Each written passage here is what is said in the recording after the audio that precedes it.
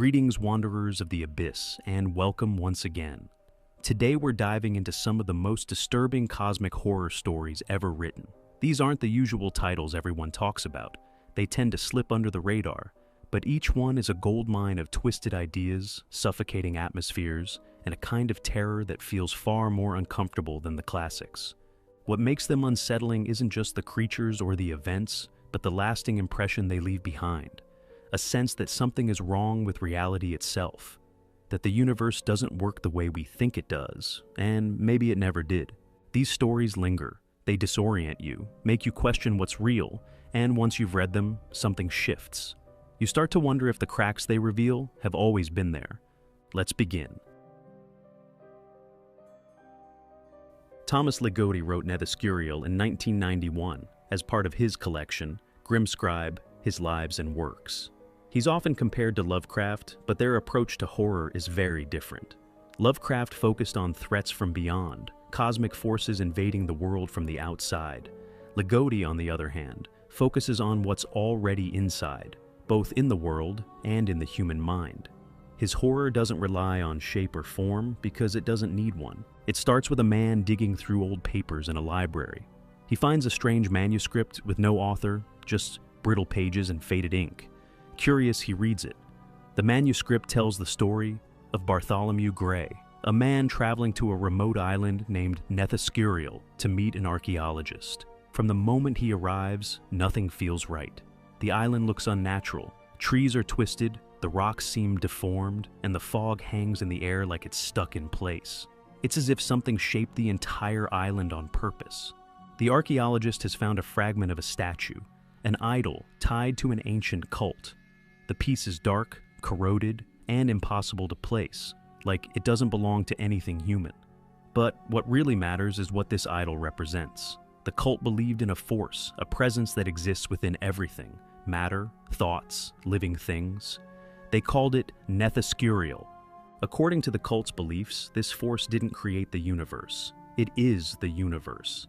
Every object, every cell, every breath is part of it. The world isn't separate from Nethyscurial. It is Nethyscurial. The idol was just a symbol of that idea, a focus for something that already exists everywhere. As Gray and the archaeologists talk, more details emerge. There's evidence that this cult once tried to hide the idol's pieces, scattering them so its influence couldn't be concentrated again. But even that effort was pointless, because the power wasn't locked in the idol, it was in the fabric of reality itself. And this is where the story shifts. It becomes clear that the manuscript isn't just telling a creepy story, it's part of the infection. By reading it, you've already been pulled in. The knowledge itself is the problem. Once you understand what Nethyscurial really is, you can't go back. Ligotti's horror doesn't come from outside threats. His focus is inward, on the structure of life, on consciousness, on the possibility that existence itself is a trap. He's influenced by philosophers like Chaoran and Zapffe, who saw life as a mistake, something that never should have happened. Nethyscurial is basically that idea in story form. Reality isn't neutral, it's hostile, and everything in it is part of that. The story ends with a shift in perspective. It's not just about what happens on the island, it's about you, the reader. The contamination isn't fictional. It's already reached you through the act of reading. That's what makes Nethyscurial disturbing. It doesn't scare you with events. It changes the way you look at everything around you and makes you wonder if it's already too late. You've probably heard of The Fisherman before. We already covered it in depth on this channel, but it earns its place here because of something rare. It's cosmic horror that feels intimate, personal. Not some abstract terror lurking in the stars, but grief that opens a door to something ancient. Abe and Dan, two men hollowed out by loss, find solace in fishing, or try to. They drive to remote rivers in upstate New York, searching for silence, for peace, for anything to numb the weight of their dead wives. One day, they find a place called Dutchman's Creek. It isn't on most maps. Locals warn them off with vague warnings, and like most people in pain, they ignore them. Dutchman's Creek has a story, one that doesn't stay in the past. Over a century ago, a dam was being built nearby.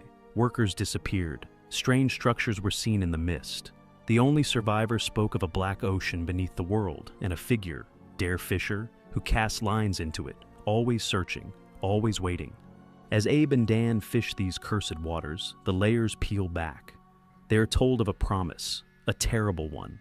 Dare Fisher isn't a monster in the traditional sense. He's something worse, a being who can offer you the one thing grief makes you crave: reunion, not comfort, not healing, just the chance to see someone lost. But that offer is a trap. Langan weaves two timelines, Abe and Dan in the present, and the dam builders in the past. Their fates mirror each other. Both stumble into a place where pain calls to something beyond human understanding, and that something listens, not out of kindness, but out of function. In this world, grief is a signal, and the things that answer are not merciful.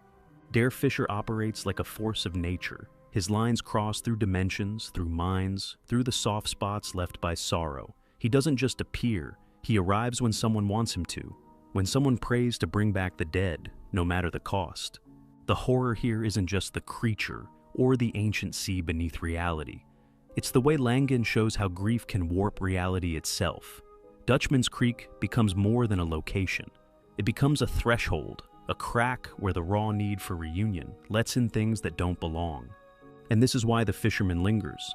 Abe and Dan aren't fighting monsters. They're fighting the urge to say yes to something they know they shouldn't. The terror is in that choice, and the realization that pain doesn't just haunt us. It invites things in. Langan doesn't end with a scream or a chase.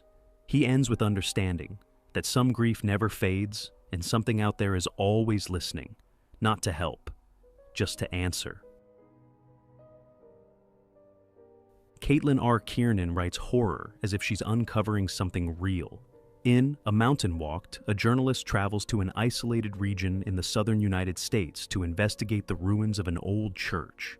The structure appears in scattered historical records, but no one has visited it in years. When she arrives, the church is almost buried, with warped stonework and an irregular shape, as if it wasn't designed by human hands. She finds ritual artifacts scattered around the site, along with carvings etched into the stone. None of the symbols match known languages or religious traditions.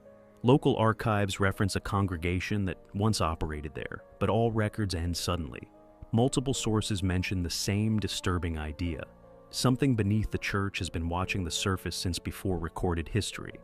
The journalist begins exploring tunnels beneath the church, narrow passageways dug directly under the altar. The air grows heavy, and the environment shifts in subtle but uncomfortable ways. She hears sounds beneath the floor, wet movements, distant echoes, and notices changes in the church's structure. Objects she catalogs disappear or appear altered. Inscribed words shift position. Her own notes begin to include entries she doesn't remember writing. Kiernan tells the story through fragments, transcribed interviews, field notes, audio logs, and the protagonist's personal journal. These pieces never form a complete picture. Instead, they trap the reader in the same confusion the journalist experiences. The deeper she investigates, the more she understands that the church wasn't built for worship. It was built according to instructions from something buried beneath it.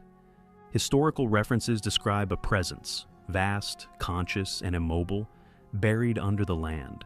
This entity doesn't move across the surface. It manipulates from below. The phrase, "a mountain walked," repeats throughout the story, not to suggest literal movement, but to emphasize that this thing exerts pressure over the world above. Its influence reshapes the environment, distorts perception, and alters time and memory. The journalist uncovers evidence that the land, the church, and possibly entire regions have been shaped by this buried force. It doesn't act with violence or noise. It waits, observes, and molds the surface from beneath. The deeper she goes, the less control she has over her actions. Her thoughts blur, her recordings contradict themselves, and every step suggests that her investigation has already been anticipated. Kiernan's story doesn't end with confrontation or resolution. It ends with certainty. The world has never stood on solid ground. The surface exists above something ancient and aware. Every structure, every path, every place we believe we understand may have been built under supervision. The mountain does not need to rise. It watches, shifts the land, and waits for people to notice what's always been under their feet. The Croning Laird Barons, published in 2012, doesn't start like a horror story.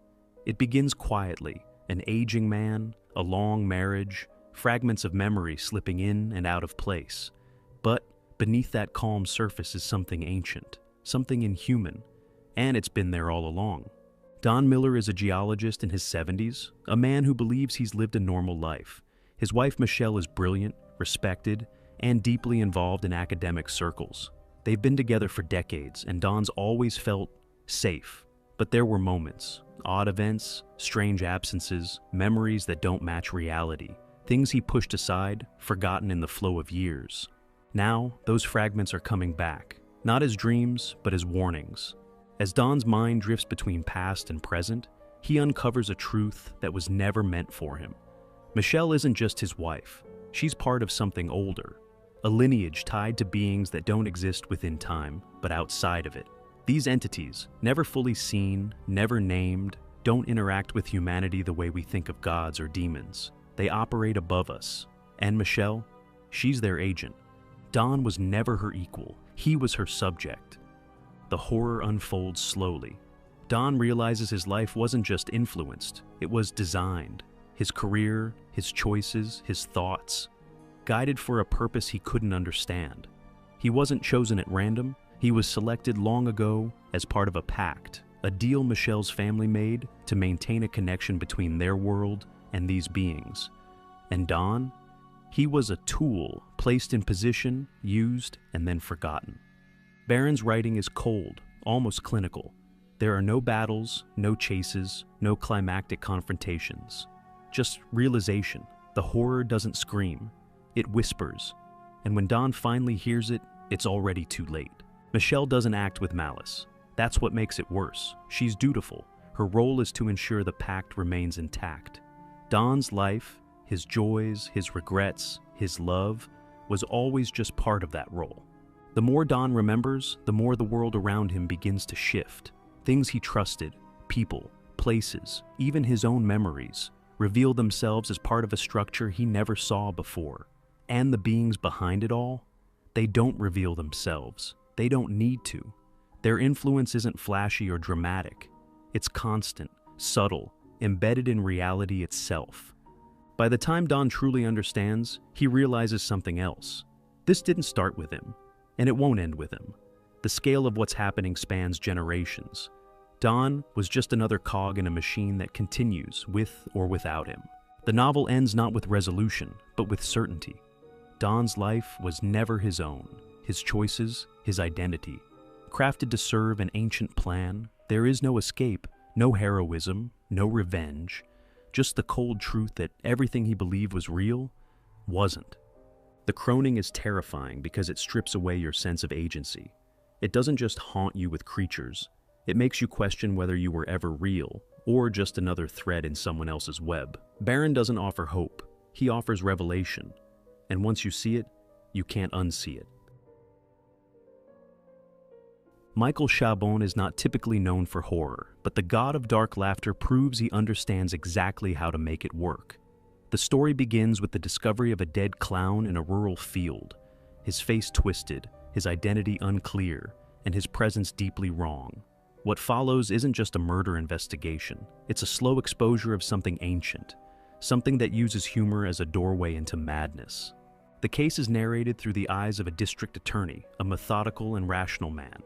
As he reviews the evidence, he learns that the clown belonged to an old and obscure cult, one that worshipped a forgotten deity called the God of Dark Laughter. This god predates culture, predates language, and even predates the concept of humor. It doesn't laugh for joy. It laughs because it cannot stop. The cult's beliefs center around this god's uncontrollable laughter. To them, laughter isn't entertainment or release. It's a force that eats through order and structure. The god's laughter is constant, and every burst of it chips away at reality. The followers of this entity see themselves as vessels, using clownish masks and grotesque performances to channel that same corrupting force into the world. As the investigation continues, the district attorney uncovers older records, accounts of similar deaths, bizarre rituals, and references to times when the boundary between performance and ritual collapsed.